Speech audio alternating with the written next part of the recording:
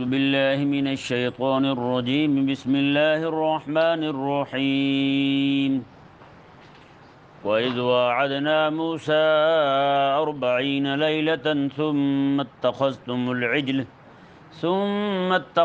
العجل من بعده وأنتم ظالمون۔ جب سارے بنی اسرائیل فرعونیوں کو غرق ہوتا دیکھ کر اور خود مطمئن ہو گئے کہ وہ تباہ و برباد ہوئے، اب بنی اسرائیل سارے حضرت سیدنا موسیٰ علیہ نبینا و علیہ السلام سے عرض گزار ہوئے، آپ اللہ تبارک و تعالیٰ کی طرف سے کوئی کتاب لائیے جس میں قوانین لکھے ہوں، شریعت لکھی ہو، تو ہم اس پر عمل کریں، ایسے زندگی گزارنا مناسب نہیں ہے۔ حضرت سیدنا موسیٰ علیہ نبینا و علیہ السلام نے بھی رب تعالیٰ کی بارگاہ میں عرض کی، مولا ہمیں کوئی کتاب عطا فرما جس میں تیری شریعت کے قوانین ہوں، ہم اسی کے مطابق اپنی زندگی بسر کریں۔ اللہ تبارک و تعالیٰ نے حضرت سیدنا موسیٰ علیہ نبینا و علیہ السلام کو 30 راتوں کے لیے کوہ طور پر طلب فرمایا، 30 راتوں کے لیے۔ حضرت سیدنا موسیٰ علیہ السلام وہاں تشریف لے گئے تو پیچھے حضرت سیدنا ہارون علیہ نبینا و علیہ السلام کو اپنی قوم پر اپنا نائب مقرر کیا۔ حضرت ہارون علیہ السلام جو موسیٰ علیہ السلام کے بڑے بھائی تھے، انہیں اپنی قوم پر اپنا نائب مقرر کیا۔ حضرت موسیٰ علیہ السلام نے وہاں 30 راتیں پوری اعتکاف بھی فرمایا اور دن کو روزہ رکھتے، رات کو قیام کرتے، 30 راتیں پوری۔ 30 راتوں کے بعد اللہ تبارک و تعالی نے 10 راتیں مزید بڑھائیں۔ انہی 10 راتوں کے اندر تورات شریف جو ہے وہ آپ پر نازل ہوئی۔ جب آخری یعنی 40واں دن ہوا، اس دن یہ کتاب پوری ہو گئی حضرت موسیٰ علیہ السلام پر۔ وہ تختیوں کی صورت میں، الواح کی صورت میں وہ آپ پر نازل کی گئی تھی۔ اب ہوا یہ کہ حضرت موسیٰ علیہ السلام صرف 40 دنوں کے لیے وہاں سے روانہ ہوئے، اپنی قوم سے الگ ہوئے ہیں، اور پیچھے اپنا نائب بھی چھوڑ کے گئے ہیں حضرت ہارون علیہ السلام کو۔ صرف 40 دن کے لیے گئے تو پیچھے ساری قوم بچھڑے کی پوجا کو لگ گئی، صرف 40 دن۔ ہوا یہ کہ یہ سوال پیدا ہوتا ہے کہ آخر ان میں یہ جذبہ کیسے پیدا ہوا بچھڑے کی پوجا کا؟ تو یہ ذہن میں رہے، جس طرح ہندو یہ گائے کی عبادت کرتے ہیں نا، اسی طرح فرعونی جو تھے قبطی، وہ 3 چیزوں کی عبادت کیا کرتے تھے۔ گائے کی بھی وہ دودھ دیتی ہے، اور بیل کی اسی کی وجہ سے دودھ اترتا ہے، اور بلی کی بھی عبادت کرتے تھے۔ بلی کو بھی وہ جیسے یہ گائے کو دیکھ کے ہاتھ باندھ کے سر جھکا لیتے ہیں اور بیل کو ڈانگ مارتے ہیں، وہ والا حال نہیں تھا ان کا۔ گائے جو ہے وہ میں اور بیل جو ہے وہ ظالم ہے یا نہیں؟ ہاں، تو وہ بلی کی بھی عبادت کرتے ہیں۔ کیا وجہ جی؟ بلی جتنے مرضی اونچی عمارت سے نیچے گر جائے، اسے کچھ ہوتا نہیں کہ نہیں جی؟ آج کل تو ہوائی جہاز اڑتا جا رہا ہو، لوگ جو ہے وہ پیراشوٹ پہن کے نیچے آ جاتے ہیں، کسی کو کچھ نہیں ہوتا۔ ان کو تو زیادہ بھگوان ماننے چاہیے پھر نامرادوں کو، عجیب احمق اور پاگل ہیں۔ تو یہ 3 چیزوں کی عبادت کرتے تھے۔ تو بنی اسرائیل جو ہیں وہ ان میں رہ کے نا، ان کو دیکھ کے، تو ظاہری بات ہے یہ غلام تھے، وہ وہاں پہ آقا بنے ہوئے تھے، قبطی فرعون کی قوم جو تھی۔ تو یہ غلام قوم جو ہوتی ہے نا، ان میں جو وہاں پہ غالب قوم ہوتی ہے، ان کی عادات آئی جاتی ہیں، جیسے ہمارے ہاں آئی ہوئی ہیں۔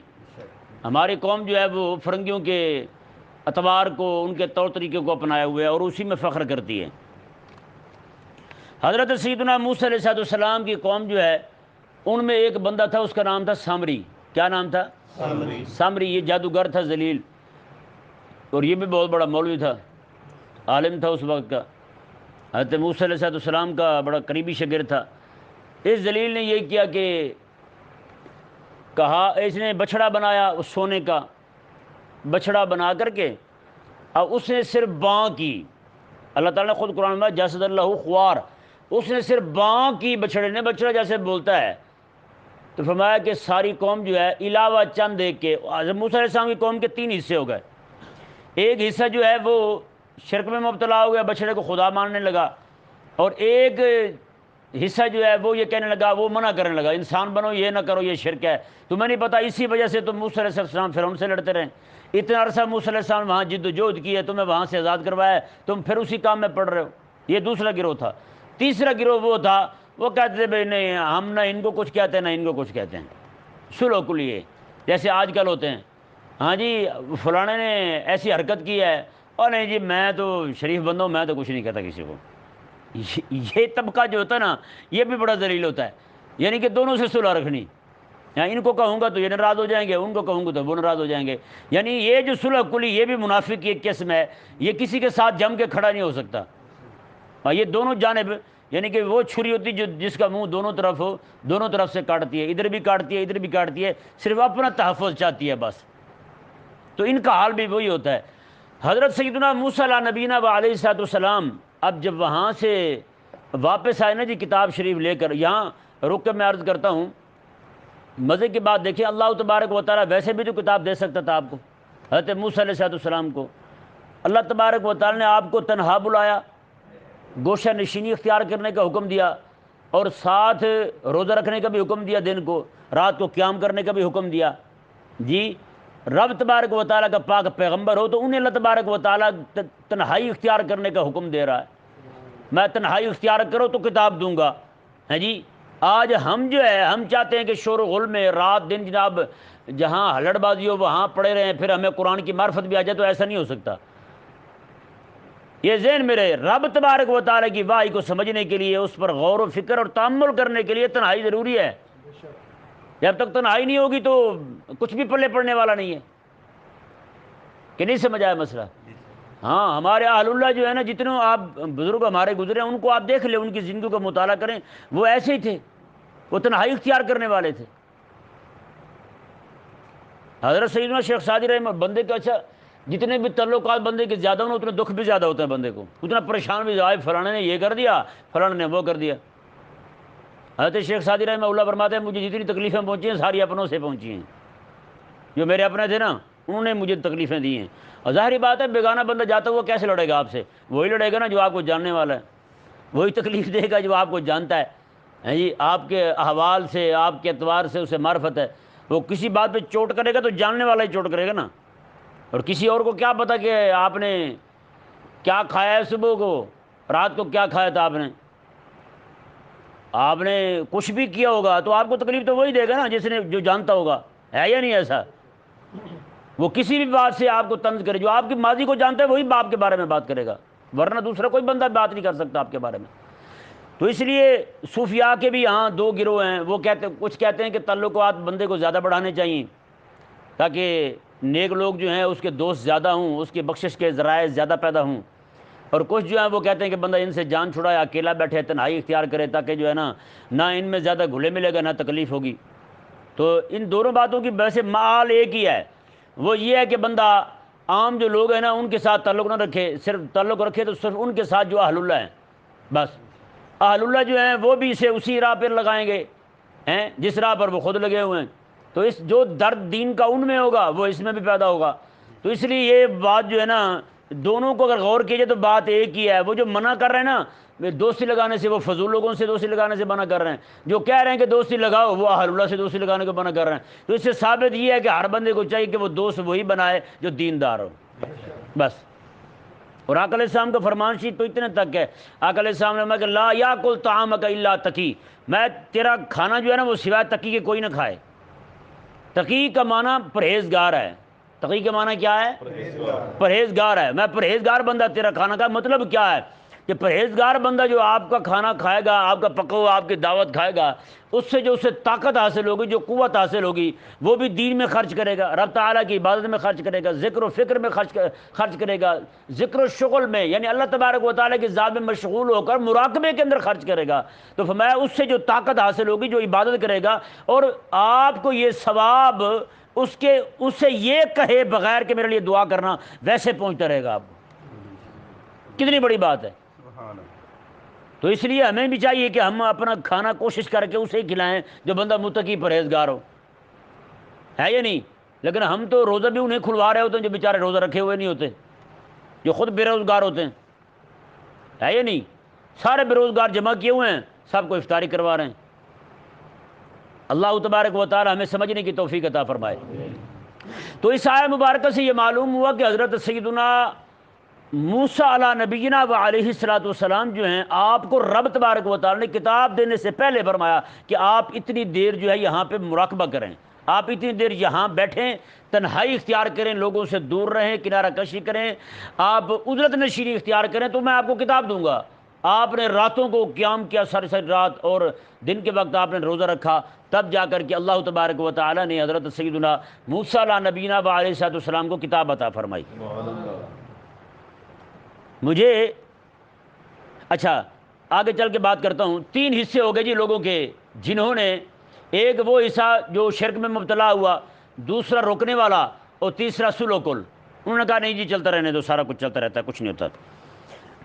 حضرت موسیٰ علیہ السلام واپس آئے، اللہ تبارک و تعالی نے موسیٰ علیہ السلام کو فرمایا کہ جن لوگوں نے پوجا کی ہے ان کے قتل کا حکم ہے، یہ اپنے آپ کو قتل کے لیے تیار کریں، اور جو صلح کلی تھے وہ تلوار اٹھائیں اپنے ہاتھ میں، ان کا رشتہ دار آگے سے ابا ہے تو یہ ابے کے گلے پہ چھری پھریں، ان کا رشتہ دار آگے سے بیٹا ہے تو بیٹے کے گلے پہ تلوار چلائیں، ان کی رشتہ دار آگے سے ماں ہے تو ماں کے گلے پہ تلوار چلائیں۔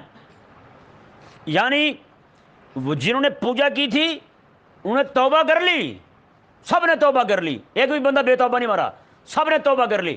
توبہ کرنے کے بعد چونکہ ان سے ارتداد ظاہر ہوا تھا، مرتد ہو گئے تھے، اللہ تبارک و تعالی نے انہیں پھر بھی سزا دی، انہیں پھر بھی سزا دی کہ مرتد کی سزا کیا ہے؟ قتل ہے۔ کیا ہے؟ مرتد واجب القتل ہے جو دین کو چھوڑ دے۔ تو وہاں پہ انہوں نے اپنے آپ کو سزا کے لیے پیش کیا، سب نے توبہ کی، اور جو صلح کلی تھے ان کی توبہ کی صورت اللہ تبارک و تعالی نے یہ مقرر فرمائی کہ یہ لوگ جو ہیں جنہوں نے کہا بھی ٹھیک ہے چلتا ہے سارا کچھ، انہیں رب تبارک و ان کی توبہ کی صورت یہ مقرر فرمائی کہ یہ ان کو قتل کریں گے جن کے رشتہ دار تھے۔ ہر بندہ تلوار اسی کے گلے پہ چلائے گا جو اس کا رشتہ دار ہے، باپ ہے، بیٹا ہے، بھائی ہے، بہن ہے، ماں ہے، جو بھی ہے۔ تو اس طرح کر کے ادھر انہوں نے قتل کرنا شروع کیا، ادھر حضرت موسیٰ علیہ السلام نے رب کی بارگاہ میں ہاتھ اٹھا دیے، مولا مہربانی فرما، کرم فرما، ہیں جی۔ ادھر 70,000 بندے ان کے قتل ہوئے۔ اللہ تبارک و تعالی نے پھر فرمایا کہ موسیٰ جو قتل ہو رہے ہیں ان کی توبہ بھی قبول ہو گئی ہے، جو کر رہے ہیں ان کی توبہ بھی قبول ہو گئی ہے۔ 70,000 بندے، یہ مولا علی کی روایت ہے، حضرت مولا علی رضی اللہ تعالیٰ فرماتے ہیں کہ ان کے 70,000 بندے قتل ہوئے تھے۔ اس سے ایک تو مسئلہ یہ ثابت ہوا کہ مرتد کی سزا واجب القتل ہے، اور یہ سزا ہمارے ہاں بھی ہے۔ اور یہاں پہ ایک اعتراض ہوتا ہے کہ مرتد تو اور بھی ہوئے تھے، تو 70,000 قتل کیے گئے، باقی چھوڑ کیوں دیے گئے؟ کیونکہ 6 لاکھ لوگ، 6 لاکھ سے زائد لوگ تھے، ان میں سے کچھ ہزار بچے تھے لوگ جنہوں نے پوجا نہیں کی تھی، باقی سارے ان میں شامل ہو گئے تھے، یہ سلوکل ہو گئے تھے یا پھر پوجا کرنے لگ گئے تھے۔ چند ہزار بچے تھے جو منع کرنے والے تھے، 6 لاکھ لوگ، 6 لاکھ سے زائد لوگوں میں سے۔ تو یہاں پہ یہ اعتراض ہوتا ہے کہ 70,000 بندے مارے گئے، باقی سارے ایسے چھوڑ دیے گئے۔ تو اس کا جواب حضرت امام راضی رحمہ اللہ نے دیا۔ آپ فرماتے ہیں یہ یہاں پہ بھی آپ ویسے سمجھیں جیسے کسی بندے نے کسی کو قتل کیا ہو، تو اس کے ورثاء جمع ہو جائیں عدالت کے اندر، قاضی فیصلہ کر دے اس کو قتل کر دو، تلوار کھینچ لی جائے، سونت لی جائے تلوار اسے قتل کرنے کے لیے، اس کی گردن اڑانے کے لیے، تو عین تلوار چلتے وقت ورثاء کہہ دیں ہم نے چھوڑ دیا ہے، ہم نے معاف کر دیا ہے، تو معاف ہو جاتا نہیں ہو جاتا؟ تو مطلب جب ورثاء کے کہنے سے بندہ، قتل ہونے والا بندہ جو ہے، قاتل بندہ جو ہے، وہ اس کی معافی ہو سکتی ہے، تو وہ تو پھر خالق اور مالک ہے، وہ تو پھر خالق اور مالک ہے، اللہ تبارک و تعالی ہے جی، وہ چاہے تو وہ کیوں نہیں معاف کر سکتا بھائی؟ تو اللہ تبارک و تعالی نے پھر ان کو معافی عطا فرمائی، باقیوں کو معافی اس صورت میں عطا فرمائی، اس وجہ سے اس کا سبب یہ تھا کہ وہ بھی اپنے آپ کو قتل کے لیے پیش کر چکے تھے، اگر پیش نہ کرتے تو پھر ان کے ساتھ جہاد کا حکم ہوتا، انہیں بھی قتل کر دیا جاتا، لیکن انہوں نے بھی اپنے آپ کو پیش کر دیا کہ اللہ تبارک و تعالیٰ کی بارگاہ میں کہ مولا ہم اپنے آپ کو قتل کے لیے پیش کرتے ہیں، بس تو ہماری توبہ قبول فرما لے۔ اچھا جی، یہاں پہ یہ سارے گناہ گار تھے، اور ایک سامری جو تھا وہ غدار تھا، اس کی معافی کی کوئی صورت بیان نہیں ہوئی یہاں، اس کی معافی کی کوئی صورت بیان نہیں ہوئی۔ جنہوں نے اسلام کو چھوڑا، فرمایا کہ یہ قتل ہونے کے لیے تیار ہو جائیں، وہ قتل ہونے کے لیے تیار ہو کے سر نیچے رکھ لیا انہوں نے۔ جنہوں نے اس وقت دونوں سے صلح رکھی، یعنی اہل ایمان سے بھی اور مرتدین سے بھی، ان کو رب تعالیٰ نے فرمایا کہ یہ قتل کریں، ان کو یہ سزا ہے۔ جب اپنے ہاتھ سے دیکھیں نا، قتل ہونا یہ کم تکلیف والی بات ہے، اپنے پیارے کو قتل کرنا یہ بڑی تکلیف والی بات ہے۔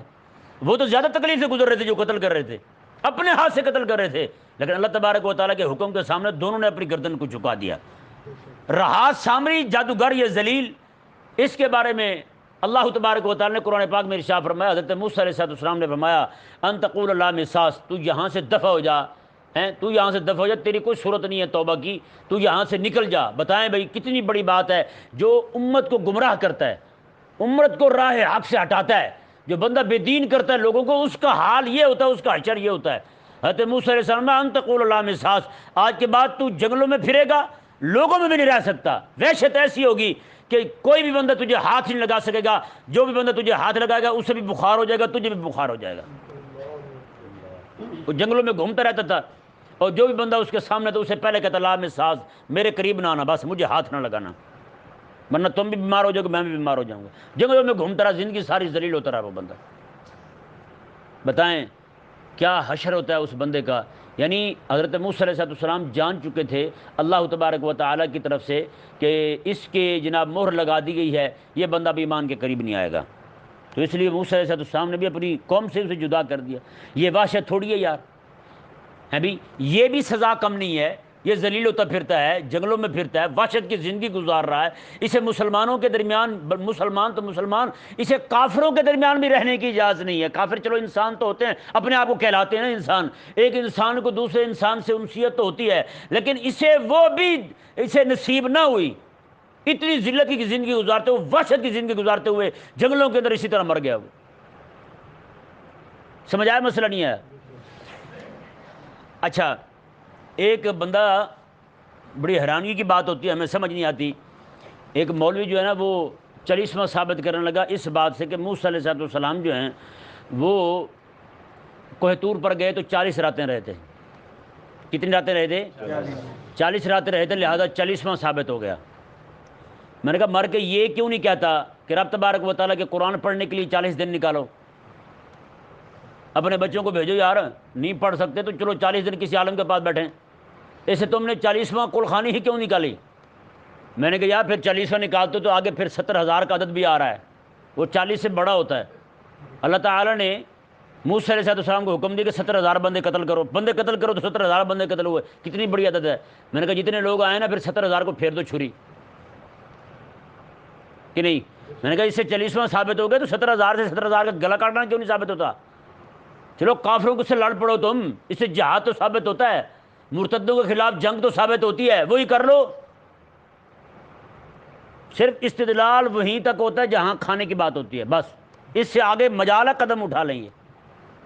اللہ تبارک و تعالیٰ انہیں سمجھتا ہے میں کھانے پینے کے دھندے سے باہر آ جائیں کہ نہیں، اور یہ آنے والے نہیں ہیں۔ ہاں ہم بات کرتے تو ہمارے گلے پڑ جاتے ہیں۔ ہاں جی، آپ جو ہے نا وہ معمولات اہل سنت، میں نے کہا پتہ نہیں کون سی معمول ہے اور کون سی معمولات ہے اہل سنت کی ہیں، جس نے آج قوم کو اس ناج پہ پہنچا دیا ہے کہ رب کے فرائض سے دور ہو چکے ہیں اور صرف انہی باتوں میں پڑے ہوئے ہیں۔ دیکھیں جی رب تبارک و تعالیٰ نے ارشاد فرمایا، اب ان آیات مبارکہ کو دیکھیں، وَإِذْ وَعَدْنَا مُوسَىٰ 40 لَيْلَةً، میں جب ہم نے وعدہ کیا موسیٰ علیہ السلام کے ساتھ 40 راتوں کا، ثُمَّ اتَّخَذْتُمُ الْعِجْلَ مِن بَعْدِهِ وَأَنْتُمْ ظَالِمُونَ، اور تم نے بچڑے کی پوجا کر دی من بعدہ، موسیٰ علیہ السلام کے جانے کے بعد، وَأَنْتُمْ ظَالِمُونَ، اور تم بہت بڑے ظالم تھے۔ تم کیا تھے؟ انہوں نے شرک کیا۔ اس سے ثابت کیا ہوتا ہے؟ شرک کو رب نے ظلم فرمایا، ان الشرک لظلم عظیم، شرک جو ہے بہت بڑا ظلم ہے۔ ظلم کیا ہے؟ کسی کا حق دبانا، یہ کیا ہے؟ ظلم ہے۔ تو دنیا جہان میں سب سے بڑا حق تو رب تبارک و تعالیٰ کا ہے کہ اس کی عبادت کی جائے۔ یہ والا حق رب سے چھین کر کسی اور کو دینا، بتوں کو دینا، یا کسی بزرگ کو دینا، یا کسی درخت کو دینا، نعوذ باللہ۔ ایک جگہ تو میں نے دیکھا ہے ایک ٹریکٹر پر پھول چڑھا رکھے ہیں، وہ ٹریکٹر بابا کے نام سے اس کی پوجا ہو رہی ہے، ٹریکٹر کی پوجا ہو رہی ہے۔ کہیں جا کے درخت کو چوم چاٹ رہے ہیں، کبھی کسی جگہ کو چوم رہے ہیں، کبھی کسی جگہ کو چوم رہے ہیں۔ اتنے بھی بندہ توہم کا شکار ہوتا ہے یار۔ کلمہ پڑھنے والے لوگ کن کن باتوں میں پڑے ہوئے ہیں آپ کو میں بتا نہیں سکتا۔ نعوذ باللہ من ذالک، ایک پیر ہے وہاں، اس پیر کی قبر پر، وہ پیر مشہور ہے، یہ بندے کی پیشاب والی نالی ہوتی نا، اس نام سے مشہور ہے پیر، اور لکڑی کی وہاں پیشاب والی نالیاں ملتی ہیں۔ جن عورتوں کو حمل نہیں ہوتا وہ لکڑی والی، وہ بالکل پورا انداز بنا ہوا ہے اس کا۔ ہاں کمالیہ والی جانب ہے، جی جی، اسی علاقے میں بابا مشہور ہے جناب۔ اس کی قبر پہ یہی لکڑی والے جناب یہ مردوں کی شرمگاہیں ملتی ہیں، اور عورتیں جناب جا جا کے لے رہی ہیں وہاں پہ۔ اس سے بڑھ کر بےغیرتی کیا ہوگی یار؟ بڑے بےشرم لوگ ہیں، کمینے لوگ ہیں، اتنے بھی بندہ بےغیرت ہوتا ہے یار؟ میں حقیقت کہتا ہوں، جب بھی یہ لوگ جو ہے نا رب تعالیٰ کی بارگاہ سے ہٹے نا، رب تعالیٰ نے ذلیل بڑا کیا ہے۔ پھر بتائیں آج یہ کیا چیزیں اٹھا کے لگے پھرتے ہیں؟ وہ بھی بےغیرت نہیں ہے پرلے درجے کہ جو اپنی ماؤں بہنوں بیٹیوں کو لے جاتے ہیں اور وہاں جا کے یہ لے رہے ہیں، اور جب بات کرو کہتے ہیں یہ تو بزرگوں کے خلاف ہیں، اور یہ بزرگ ہیں، یہ گرگ ہیں، یہ تو بگھیاڑ ہیں، بھیڑیے ہیں، انہوں نے تو پکڑ کے قوم کا بیڑا غرق کر دیا ہے۔ وہ سامری جادوگر نے بچڑے کے پیچھے لگایا تھا، تم نے کس چیز کے پیچھے لگا دیا ہے؟